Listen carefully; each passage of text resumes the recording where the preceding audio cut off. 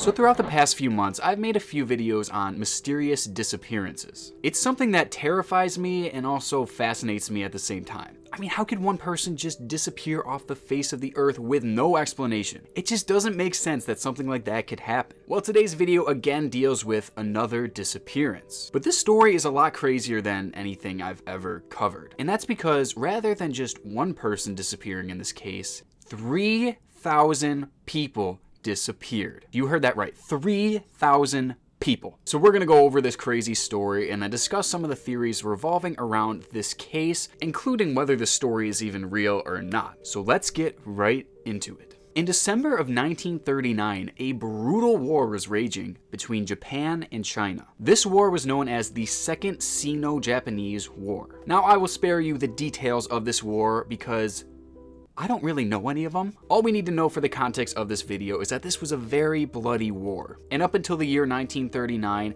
Japan had taken over a couple different cities in China.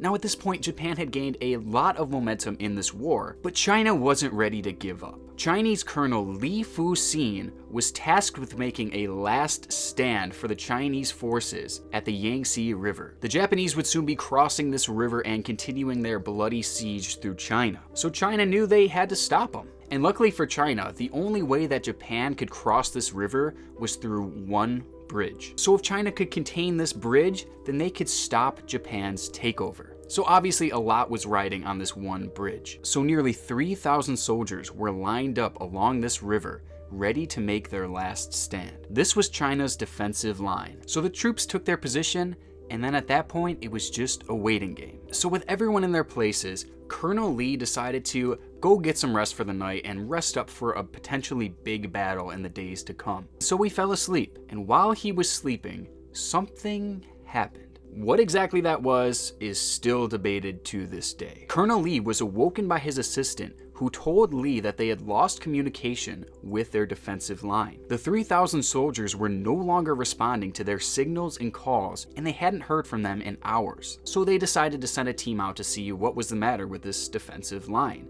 And what they found was shocking. The post was completely abandoned. Weapons were perfectly in their place, and there was absolutely no sign of any type of struggle. Literally everything there was completely normal, except for the lack of 3,000 soldiers. Now it's worth noting that there were other posts in the nearby area, and none of the soldiers at those posts were missing, and none of them claimed to have heard any gunfire, any signs of a struggle, or anything that night for that matter. Also, there were soldiers on lookout all throughout the area, and they had been watching that bridge all night. And those soldiers were certain that the Japanese could not have possibly crossed that bridge throughout the night, which basically rules out the possibility of this being a Japanese attack. And also, the soldiers that were on lookout never saw any of the Chinese troops cross the bridge that night. Nobody had crossed that bridge that night. So how could 3,000 soldiers have disappeared without leaving a single clue and without making a single noise throughout the night? Well, to try and understand this, let's take a look at some of the theories. So we have to start with the most obvious theory here, and that theory being that the Japanese troops found a way to sneak around the Chinese post and surprise them from behind.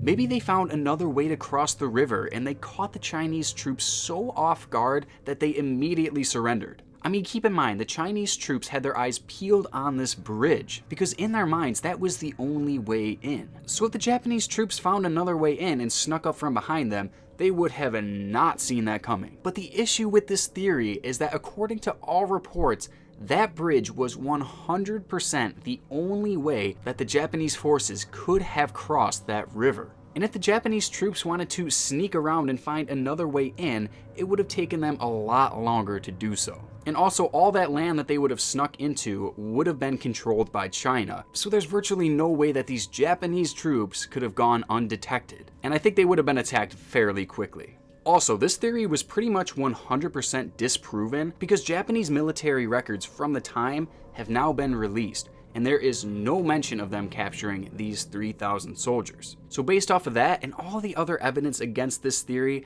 I have to say that this is most likely not true. Now, one of the more logical theories is that the 3,000 man defensive line had just simply deserted their post and fled the area. Listen, this was a bloody war, and this was a very dark war, and it's possible that these soldiers just didn't see a point in fighting anymore. And as previously mentioned, Japan had most of the momentum at this time. So it's probably safe to say that just based off of that, the Chinese morale was fairly low. Plus, this post was practically the first line of defense now, and the soldiers probably knew that the majority of them would be killed or captured throughout this battle. So maybe they all got together when the colonel left and planned their escape. I mean, Japan only had one way to enter this area, but these Chinese troops had a multitude of options if they wanted to leave, because remember, all the land behind them was owned by China. It was their land. I mean, there's a motive and there's a clear way that they could have done this, yet this theory still remains incredibly unlikely. First of all, according to all reports, at that time of the year, there would have likely been no vegetation in the area. So that means 3,000 people had virtually no cover when they were trying to disappear. Somebody would have seen 3,000 people. Also, how could 3,000 soldiers just come together and decide on something like this? I mean, it's impossible to get 3,000 people to agree on anything. And at this time, the fate of China was literally on the line. This was their defensive stand, so how could 3,000 soldiers just abandon the country that they were fighting for? And none of these soldiers were ever found or ever came forward about doing this. So 3,000 people had kept their mouths shut for their whole entire lives and never confessed to doing this. How could they all have just blended into society without anyone questioning them or without them saying anything? So between that and all the soldiers just coming together, singing Kumbaya and agreeing to leave, I find this theory very hard to believe. Okay, so now we are getting into the good stuff. Because of the lack of more plausible theories, we're now left to wonder if maybe something paranormal happened that day. And one of the top suspects that people point to in this case is alien abduction. And if you believe in aliens, then you might be able to get behind this theory. Think about this. From all accounts, the post was left in perfect condition, and there were no footprints leading in or out of this post. So maybe some UFO just came and abducted all these people, maybe for no reason. I don't know what their reason is, but I'm not going to try and figure that part out. I mean, if they didn't take that bridge out, and if they didn't leave any footprints going the opposite way, then maybe they were sucked up. Although that would have to be a very big UFO, and plus none of the soldiers on watch ever claimed to have seen anything in the sky, so I'm not totally sure about that. But there's another paranormal theory that has emerged, and it is so crazy, but it might actually be possible, I don't know. So I'm gonna try not to get too deep into this one, because it is a very complex and deep subject.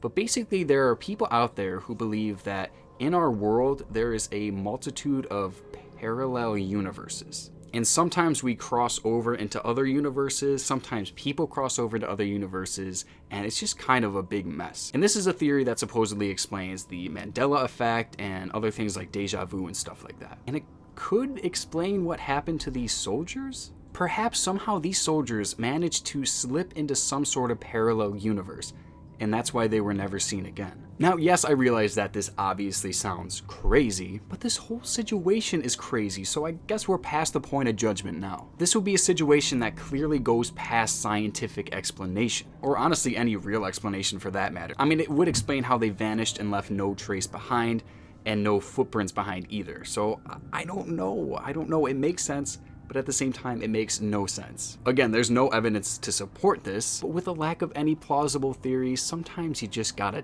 take a couple swings, you know? So if you were to look up this case, you would find thousands and thousands of articles, books, and videos out there. But for the articles, it's important to look at the websites that are posting them.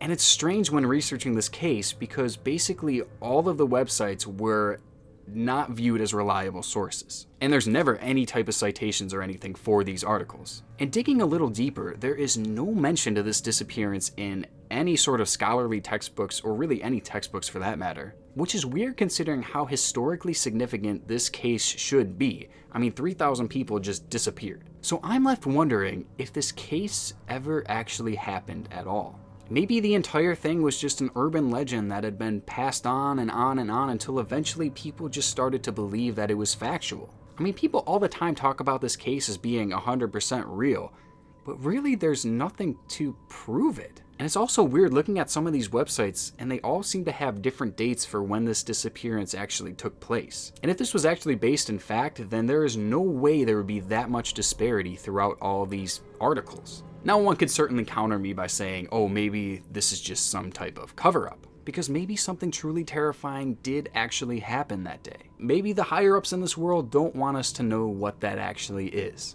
But for now, I'm gonna choose to take this case as a fictional tale. I mean, nonetheless, it is an interesting story, and I had a lot of fun looking into it. But who knows? I mean, someday this story could turn out to be proven 100% factual. I mean, we just gotta wait and see. Well, thank you guys so much for watching the video. I hope you enjoyed it, and I will see you very soon with another one.